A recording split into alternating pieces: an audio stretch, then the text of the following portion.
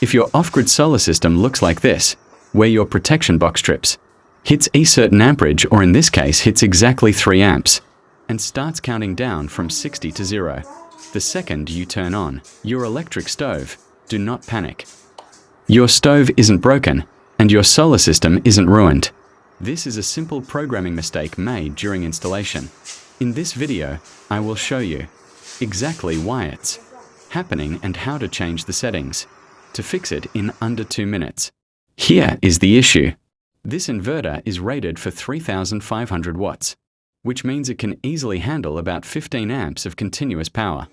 However, the digital Sinotimer protector next to it has an internal software safety limit. Right now, its overcurrent limit is stuck at the factory default or set manually to just 3 amps. At 228 volts, 3 amps is only about 684 watts. An electric stove draws way more than that just to heat up. The moment you twist that stove knob, the current surges past 3 amps. The protector panics, cuts the power, and starts its 60-second recovery countdown. Let's reprogram it right now to match your system. Make sure your stove is completely turned off before you start. Step 1. Press and long press the set button for about 3 seconds until the screen changes and enters the menu system. Step 2. Keep tapping the set button repeatedly to cycle through the options. You are looking for parameter P07, which regulates the overcurrent protection value. Step 3. Once you hit P07, you will see it flashes the number 3.0. Use the up arrow button to raise this limit.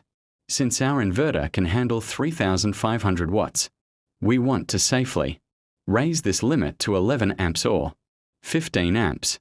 This allows the stove to get power while still safely keeping us below the threshold of our adjacent 25 amp physical breaker. Step 4. Leave the device alone for a few seconds or tap through until the screen stops flashing and goes back to the main screen. The setting is now saved in the system's memory. Now, when we turn the stove back on, you can see the amps climb right past 3 amps smoothly, and the power stays completely on. One quick warning before you go. Your inverter is still a 3.5 kilowatt machine. While a single stoveplate or a small burner will work perfectly now, turning on multiple big plates at the exact same time will pull more than 3,500 watts and overload the inverter itself. Keep your stove usage to 1 plate at a time for optimal safety.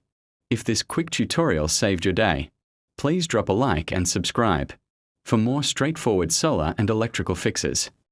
See you in the next one.